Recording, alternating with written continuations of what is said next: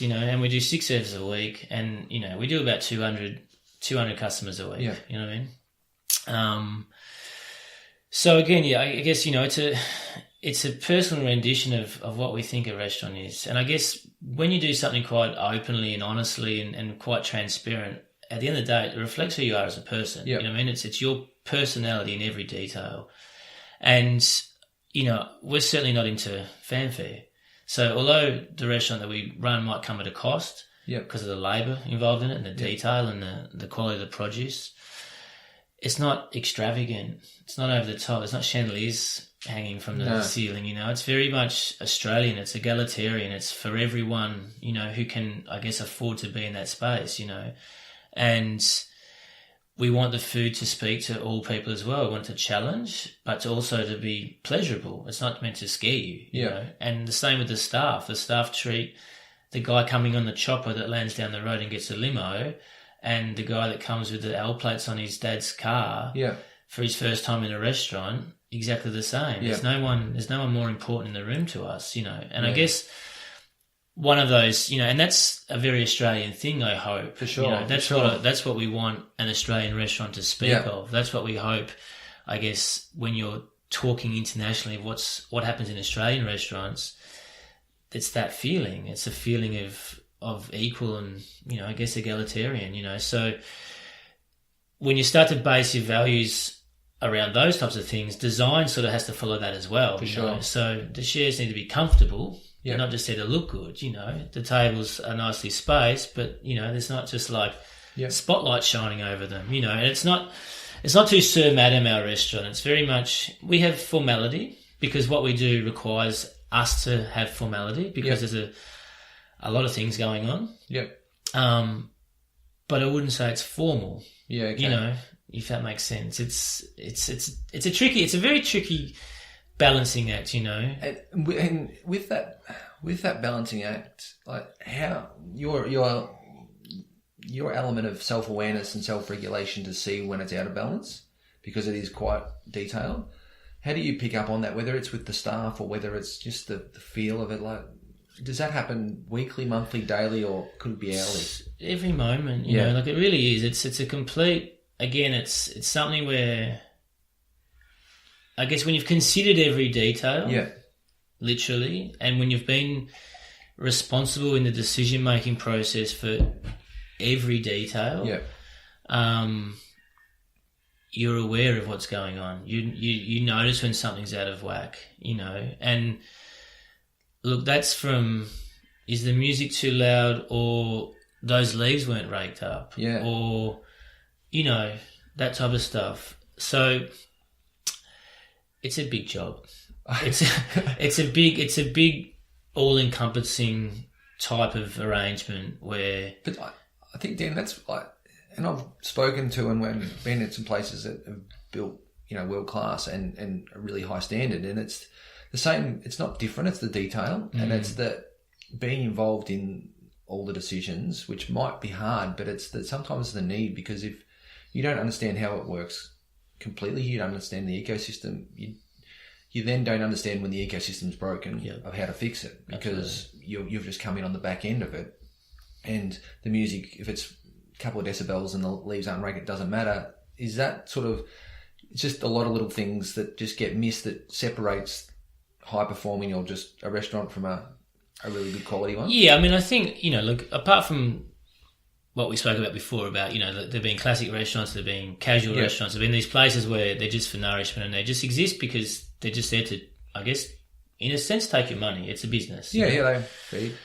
And we're a business as well, make no doubt about that. Like, I mean, it's a business. It has to operate functioning properly like a business does, But there's much more involved in it. There's much more generosity of spirit involved there. There's a much more giving nature from our staff, and that involves doing all those shitty things sometimes to make sure that when someone comes in from the car park to the door to the table, if they go for a walk, how every single course was dropped to them, the language used, all of those things that can make you feel completely in someone's hospice. And I guess in a sense, it's about referring back to, although it's a commercial transaction, people book, they come, Yeah. we serve them, they pay, they go. Yeah. You know, at the most basic, you know. But how would you look after them if you invited them? Yeah. You know, so... Yeah, that lens to look at it, yeah. You know, so did they make a booking or did we invite them? Yeah. And if we invited them, how did we treat them? Yeah, okay. And if it was our house, yeah, how would we treat them? Yeah. Because if we just invited to meet them down the park and it was someone else's space, we might treat them a bit differently and have a different expectation. But if we invited them on a special occasion that we knew was theirs and we invited them into our home, now how are we treating them? You know, so I guess it's about changing the perspective, not necessarily the situation, but the way in which you view the situation often to get the best out of the relationship while they're there. Yeah, okay. And how important, Dan, is like you mentioned a couple of times, which I was interested to talk to you about, it's the experience. It's not just the food. So like the storytelling of the food or the walk through the farm, like how important is the whole piece as opposed to it's about the food? The food's minimal at the end of the day. Yeah, it's a classic thing that most people, you know, if you come to Brae, you'll have a menu that might comprise of 16, 17, 18 different offerings from the kitchen. Now, some might be quite quick and 2 bites and eaten with your hands, and some might be a knife and fork and take a bit longer, and some might be quite expansive and cover the whole table. But essentially, we're going to deliver to you about 16 different food experiences while you're there, you know. Yeah. And people are going to drink. Yeah. Some might get a bit boozy. Yeah. They'll be there for 3 to 5 hours. Okay. Generally. Yeah.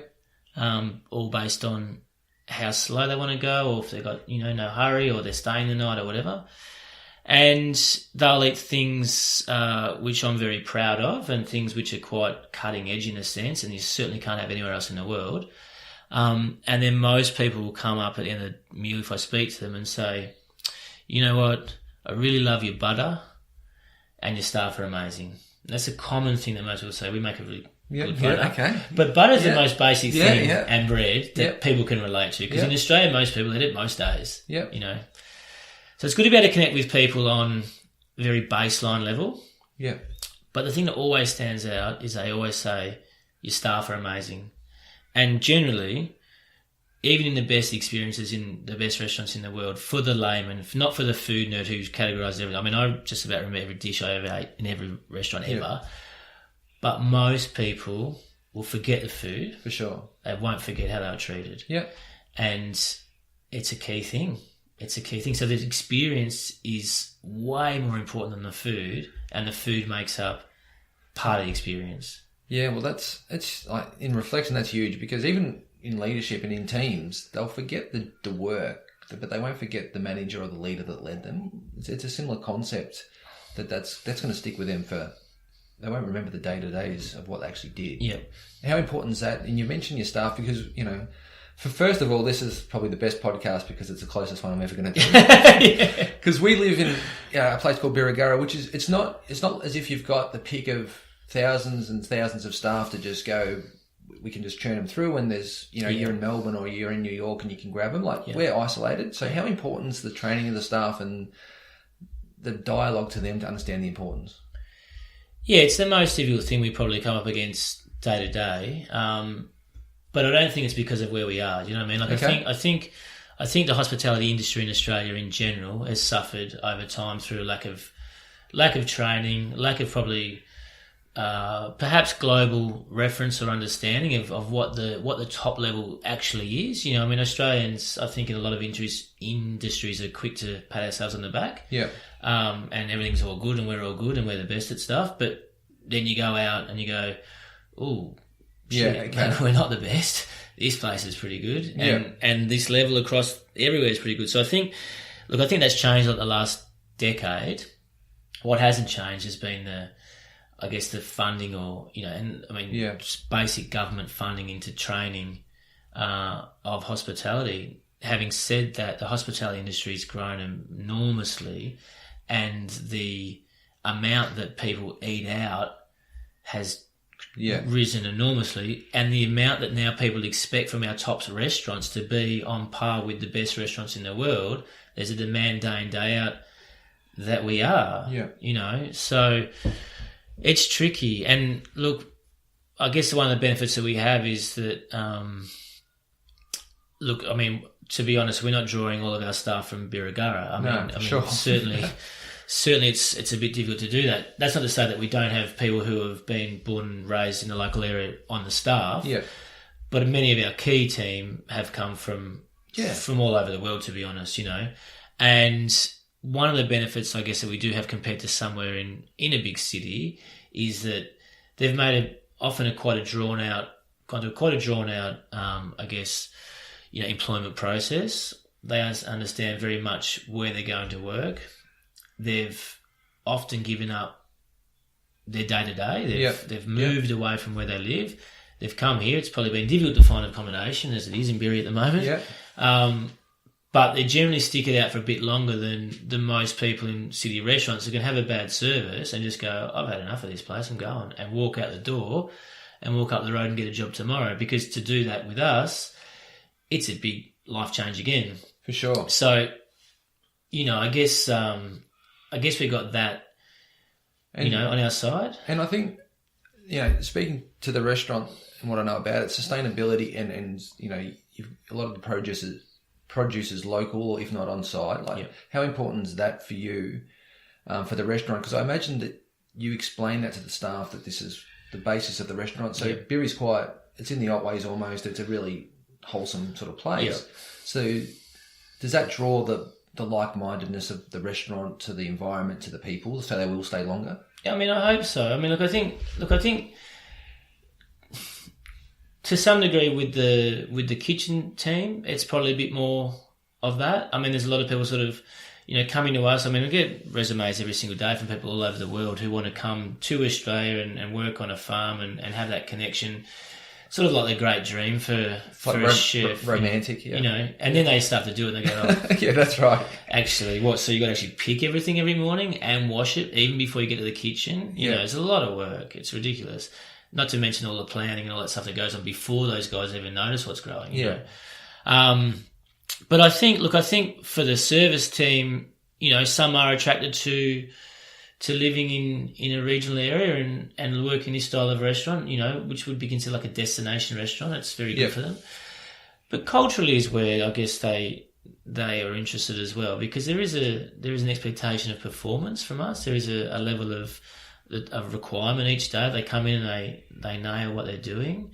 But I think generally there's a really good management culture in the business, and certainly that transparency that I spoke about earlier of who we are and what we do and how we do, all those things that are important for the guest, super important for the team, and I think, having a very clear understanding of who you're working for and seeing them every day and they're there with you as well, because hospitality is one of those industries now that's probably getting chewed up a bit by sort of bigger organisations. For sure. Yeah. The name chef may not actually work at your restaurant. This is still a pretty mum and pop operation in a sense. Like it is. It's Jules and I are there every day and working on the business, within the business every single day of the week, and I guess people are liking that. There's no confusion. I've got a question. Yeah. There's no Chinese whispers. No. The answer's standing right over there. I'll go find out, So people like that. And does that... I guess it has to show up because you talked about, every customer's equal. Like there's no hierarchy. So the importance that your staff feel the same way, that, there's a lot of humility, and I gather there's a lot of that every job's super important, whether you're the gardener or whether you're, the chef. Like it all matters to make this work because it's still in that tin shed mentality. It's not expansive and it's not, third degree down and you won't see the manager or the chef ever. Yeah. Yeah, I mean, it's... Yeah. Look, I think it's one of those places where it is considered that all things are important, you know? And so I guess people doing the most mundane things hopefully understand that they're on the same level. I mean, and we talk about that in terms of ingredients. Like the classic thing is like, ship ingredients from all over the world. The best you can buy, import truffles from Italy, import caviar from Russia, do all these things to make a cuisine that speaks of nothing because it's just like stuff on a plate that's really expensive, you know? And sometimes the greatest dishes that you ever eat are the most simple